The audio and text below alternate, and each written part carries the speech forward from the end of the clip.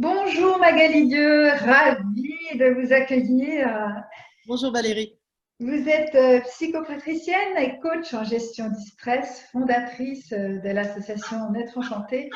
Et on va parler ensemble de la grossesse. Alors, on a un titre plutôt évocateur, grossesse rêvée, grossesse réelle. Il y a celles qui ont du bol ou les autres.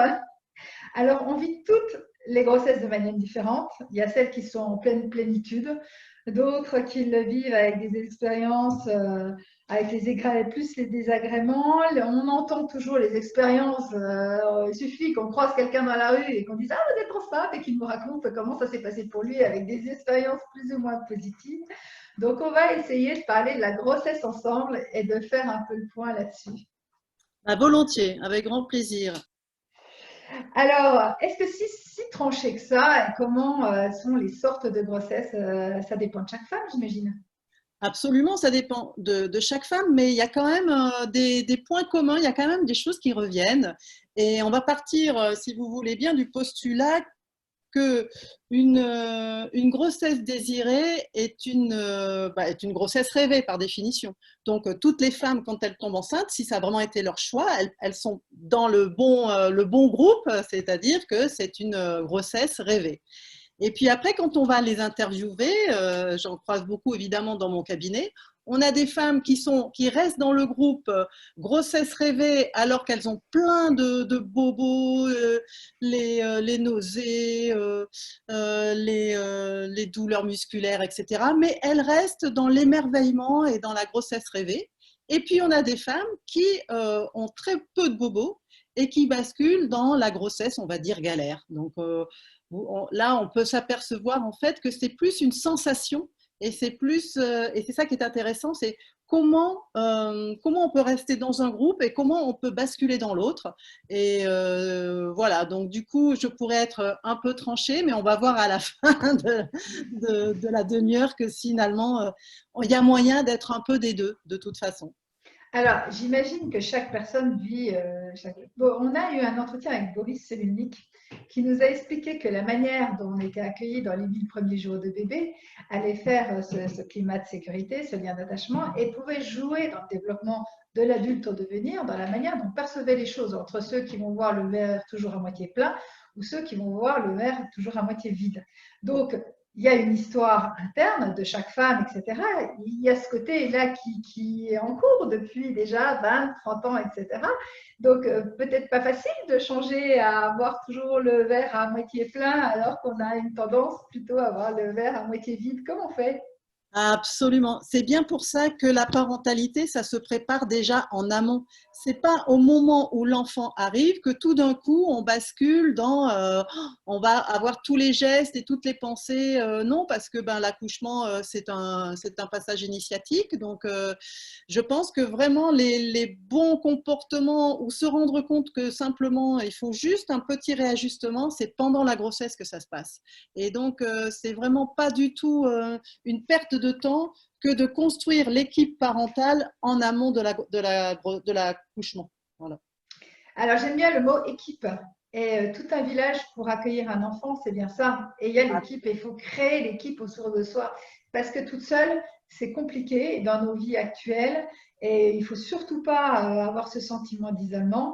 Et alors, il y a qui dans notre équipe? Et l'équipe idéale, la Dream Team, elle est où là?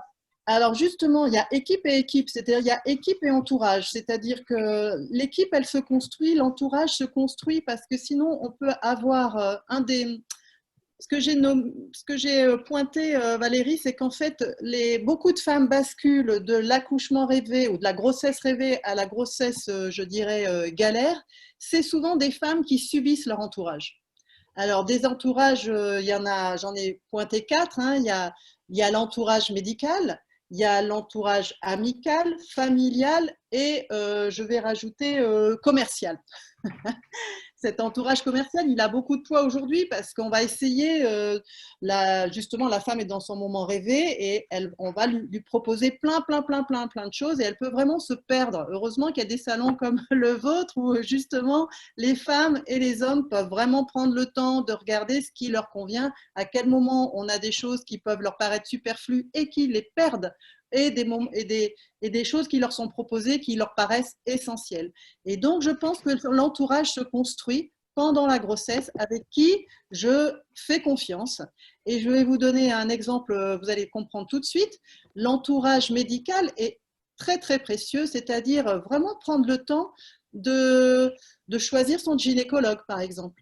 Il est souvent, les femmes me racontent que le premier rendez-vous, elles sont enceintes, elles ont le premier rendez-vous avec le gynécologue, alors elles sont ravies, hein, elles vont vers le gynécologue et puis elles lui disent oh, « Docteur, je suis enceinte ». Et le premier message, Valérie, qu'elles reçoivent, c'est « Vous avez fait une prise de sang ?»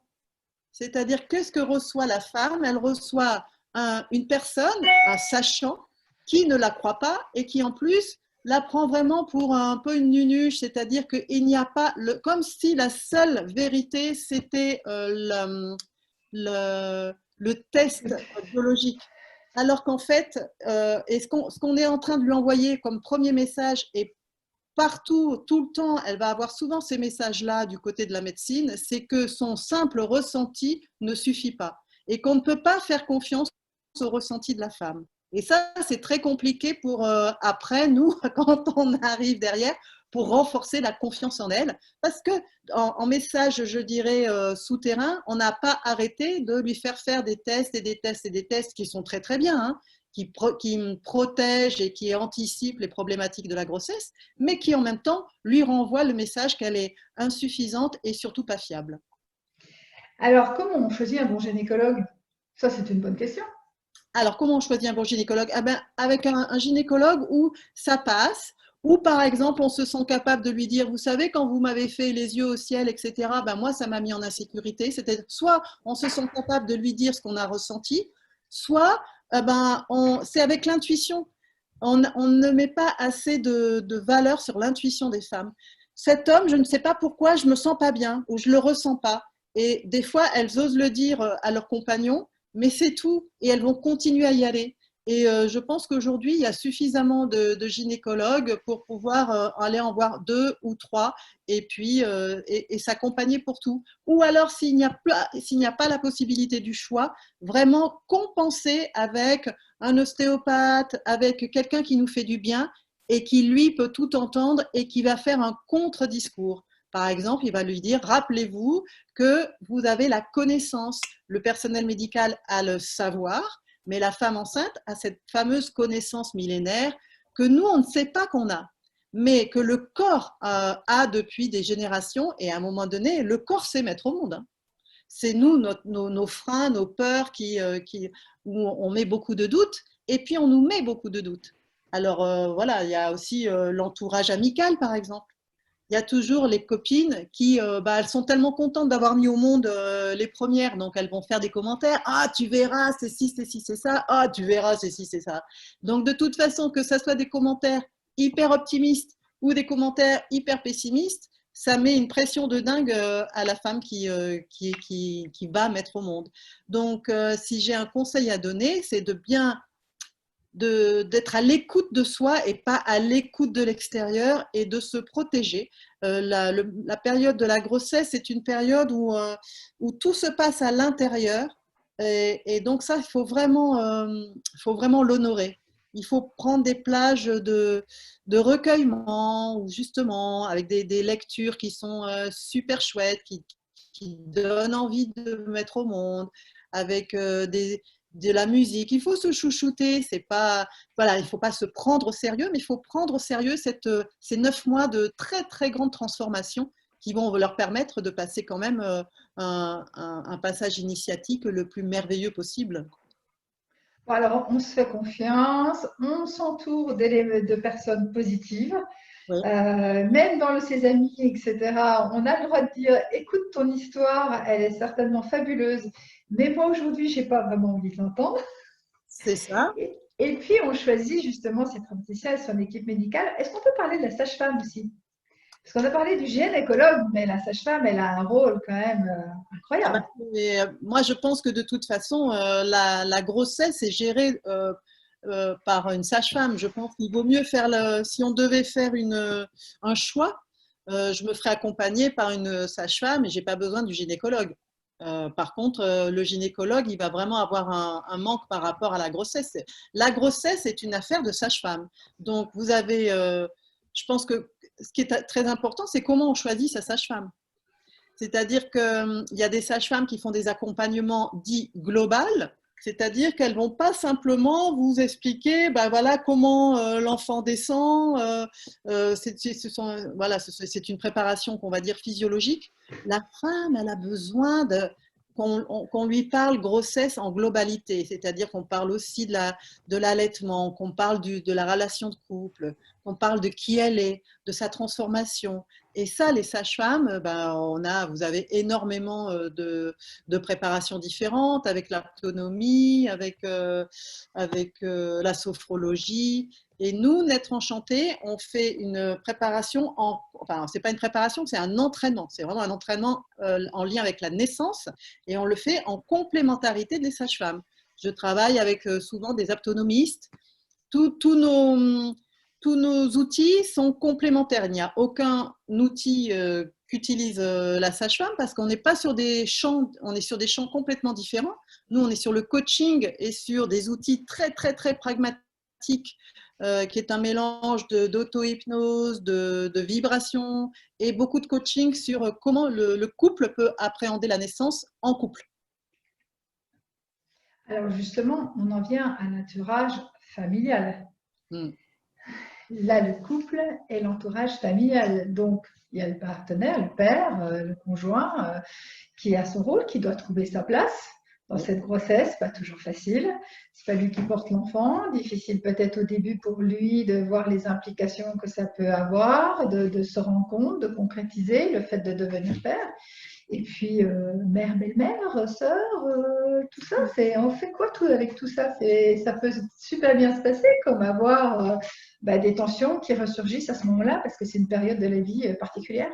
Oui, et toutes les femmes, toutes les familles sont différentes. C'est ça qui est délicieux dans ce que je fais. C'est vraiment du coaching, du sur-mesure. C'est-à-dire que la bonne nouvelle de cette génération, c'est que les hommes sont très, très, très friands d'être acteurs de la naissance, d'être co-acteurs de la naissance de leur enfant. Et ça, c'est vraiment, il faut vraiment leur reconnaître qu'ils sont vraiment partants pour être acteurs. Il faut simplement leur proposer de construire une boîte à outils. Et quand ils ont la boîte à outils, ben, ils utilisent ce qu'ils veulent en fonction de leur compagne et en fonction de qui ils sont, de quelle culture ils sont. Il y a des gens qui vont utiliser le son, il y a des gens qui vont utiliser les massages, il y en a qui vont faire un mélange. Mais de toute façon, on invite l'homme à être un coach protecteur et soutien de la femme et de l'enfant. Donc, sa place, il l'a, il faut juste qu'il apprenne à comment l'utiliser au mieux. Et c'est certainement pas en étant très encourageant, du type « ça va aller ma chérie, tu vas voir ma chérie, ça va aller ». Ça, c'est juste hyper énervant pour une femme qui met au monde. Ou « ah, tu vas voir ». C'est-à-dire que là, il passe sa nervosité, mais c'est tout ce qu'il fait, quoi. Il n'est pas dans sa puissance et il ne va pas empuissanter la femme. C'est un mot qui n'existe pas, mais qu'on utilise beaucoup dans Être Enchanté. Et surtout, il va être aussi le relais entre l'équipe médicale et la femme qui met au monde.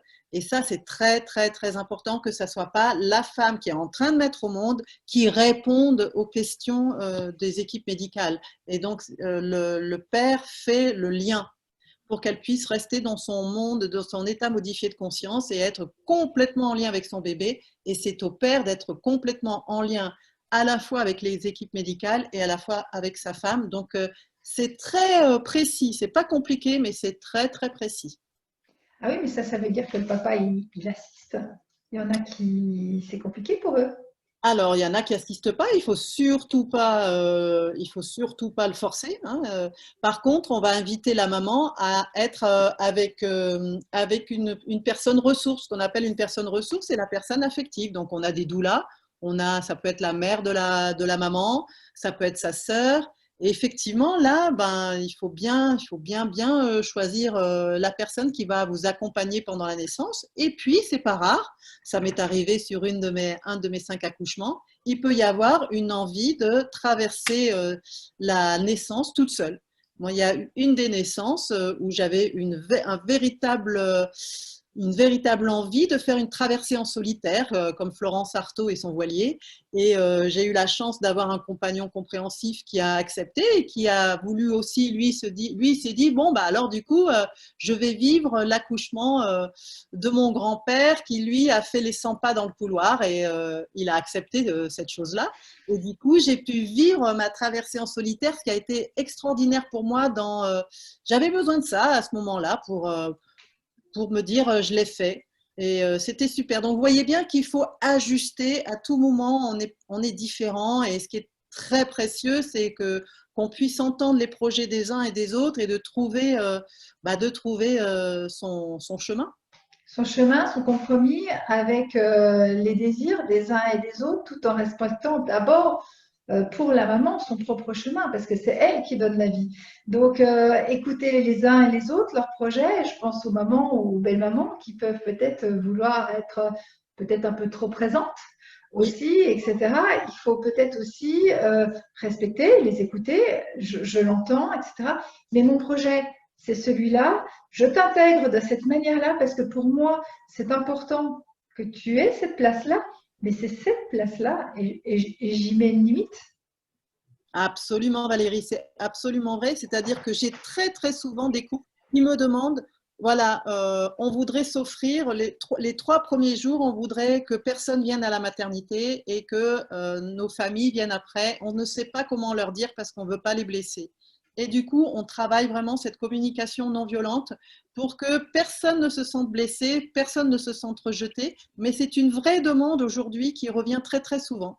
On a plus de demandes de respect de l'intimité que de demandes où des couples qui sont, je dirais, loin de leur famille ont la tristesse de ne pas avoir leur famille autour du bébé les premiers jours. C'est vrai. Et par rapport à la période confinement où justement les périodes de visite ont été interdites en dehors du père, etc. et compagnie, il y a un retour du coup de cette parenthèse qui s'est passée pendant 2, 3 mois qui n'avait pas eu lieu avant puisqu'on a fait une rupture là du coup dans les salles de naissance au printemps dernier. Alors ça a été compliqué parce que c'était pas choisi. Donc du coup, les femmes l'ont très très mal vécu et donc c'est pour ça qu'on avait créé avec la CAF du Var un accompagnement en digital de 5 séances sur comment transformer les contraintes en projet.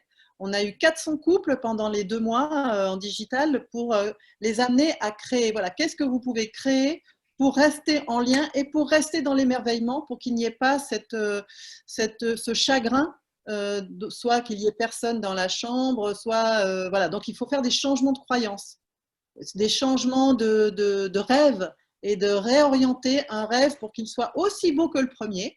Alors il y a eu des gens, il y a eu des idées mais formidables. On a eu un couple par exemple qui voulait absolument être ensemble parce que le monsieur est chanteur. Eh bien, tous les jours, il chantait, il allait dans une église, il chantait et puis il envoyait les chants à sa femme. Voilà, il y a eu des choses, des créativités exceptionnelles et c'est ce que j'aime, moi, c'est aider les parents à s'autoriser à être des créateurs. Parce que vous vous rendez compte, Valérie, après, chaque fois que l'enfant demande et comment je suis née, moi, eh Ah ben, mais c'est fabuleux. ah ben oui, parce que les parents, ils s'illuminent. Ah, mais alors je vais te raconter.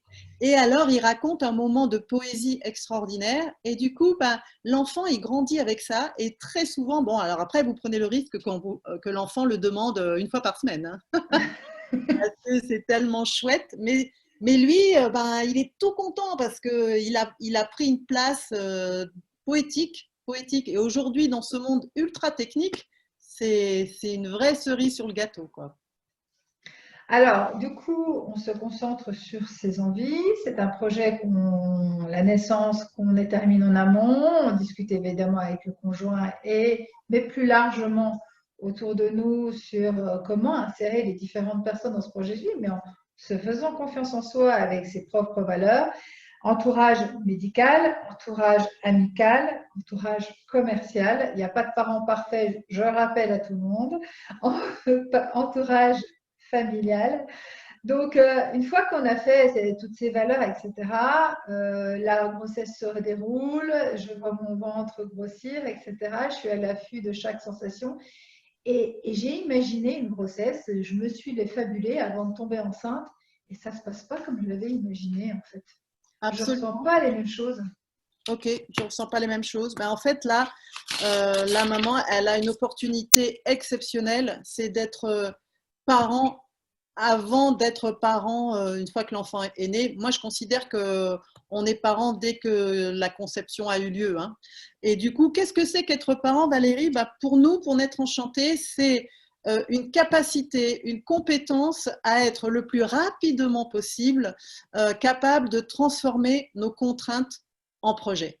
Parce qu'à partir du moment où on est parent, à tout moment, ben, on avait prévu ci, on avait prévu ça. Aujourd'hui, on est tellement dans une société où on prône la performance, la perfection, la rapidité.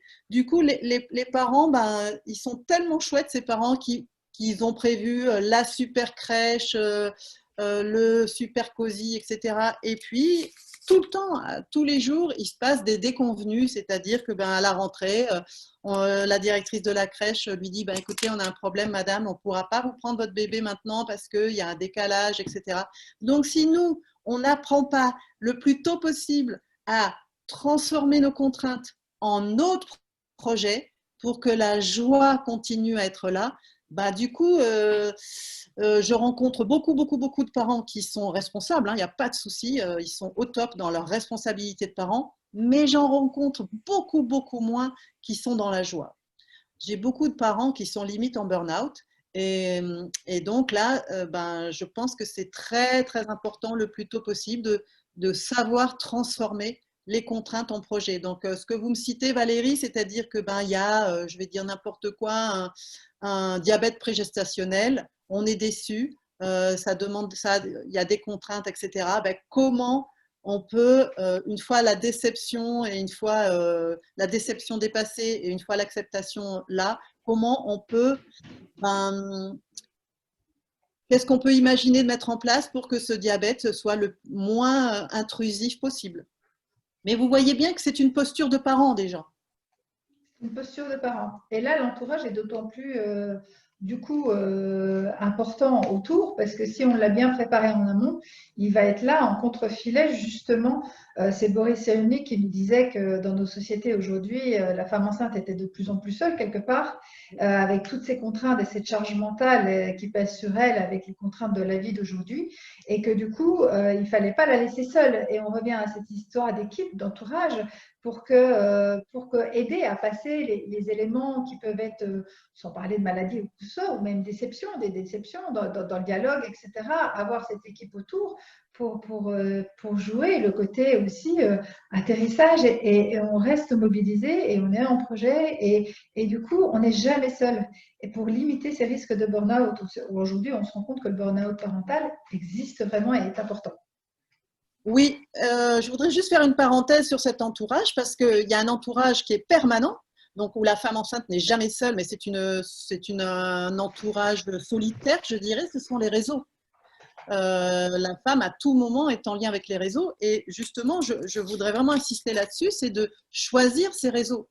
C'est-à-dire que parce qu'on entend tout et n'importe quoi et c'est beaucoup les réseaux qui nous maintiennent dans l'idée de perfection, dans l'idée de oh, il y en a qui ont fait ci, il y en a qui ont fait ça et moi de comparaison et c'est pour ça que là il faut vraiment voilà, il vaut mieux vivre des moments de solitude que mal accompagné. Donc voilà, donc chouchouter son entourage et puis vraiment faites un choix draconien sur les réseaux. Il y a des endroits, voilà, moi je mets tout le temps dans mes ateliers digitaux, je fais des ateliers digitaux tous les samedis où je donne des liens qui sont très fiables. Ben, Baby Family en est un, hein, où voilà, il faut surveiller vos réseaux, quoi. Si à un moment donné, vous êtes trop dans la comparaison, ça ne vous fait pas de bien. Forcément. Est-ce qu'on peut revenir un peu sur le projet de naissance? Est-ce que vous avez un mot à nous dire par rapport à ce projet de naissance, différentes sortes de naissance, etc., pour vivre la... Voilà, chaque naissance est unique. Le Et projet, chaque… oui. Alors, le projet de naissance, d'abord, il faut l'utiliser parce que les sages-femmes se sont battues pour qu'il existe. Donc, il faut vraiment l'utiliser. C'est quoi un projet de naissance, hein? Euh, c'est une, voilà, c'est une feuille, ça peut tenir comme ça, hein, qui dit que vous aimeriez, comment vous aimeriez accueillir cet enfant. Alors, autant les sages-femmes, elles se sont battues pour que ça existe, autant quand je discute avec elles, hein, elles me disent on a horreur de ce projet de naissance. Ça nous sort par les trous de nez parce qu'on a vraiment l'impression que c'est une liste au Père Noël. Je veux ci, je veux pas ça, pas ci, pas ci, ça, oui, d'accord, mais donc les sages-femmes ont l'impression d'être vécues comme des prestataires de services et c'est pas pour ça qu'elles ont choisi ce métier. Donc, moi, ce que je préconise, c'est de vraiment le construire. Il y a des sites qui sont très très bien faits sur comment construire votre projet de naissance, mais si je devais le définir en quelques mots, c'est déjà de mettre juste 3 points. Voilà, j'aimerais accoucher, j'aimerais qu'on me pose la péridurale le plus tardivement possible. Voilà, ça c'est une donnée. Et vous allez expliquer ce que vous avez fait pour ça.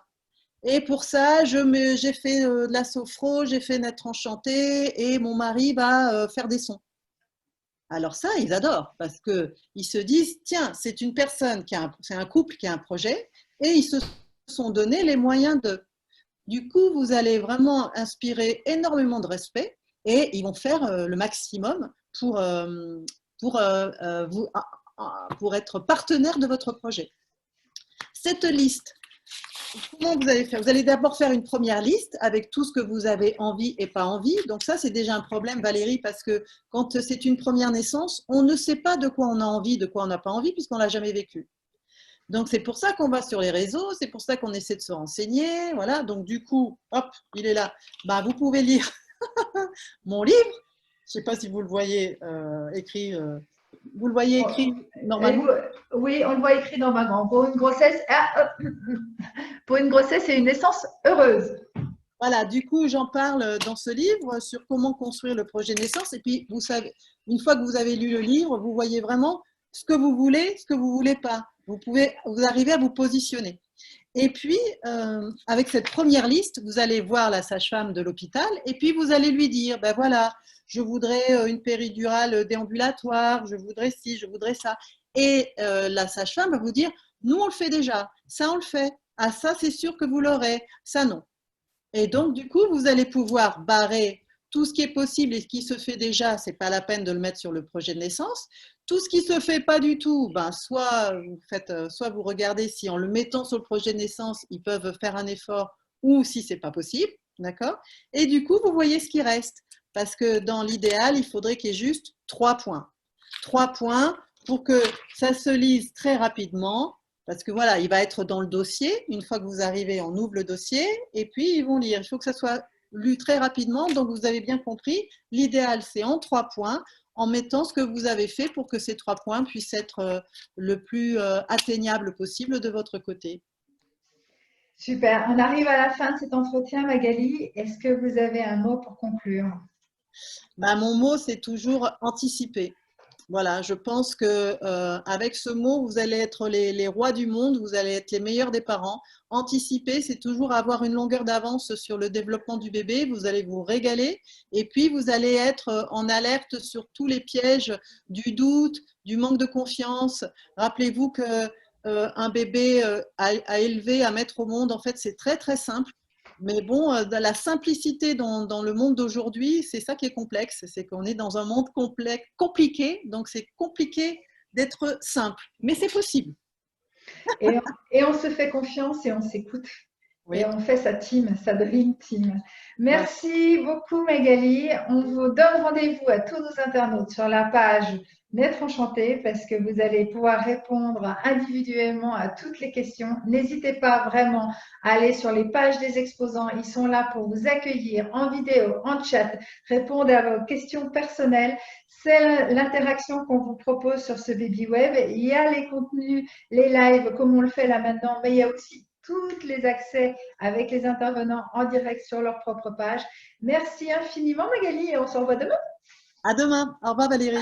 À demain.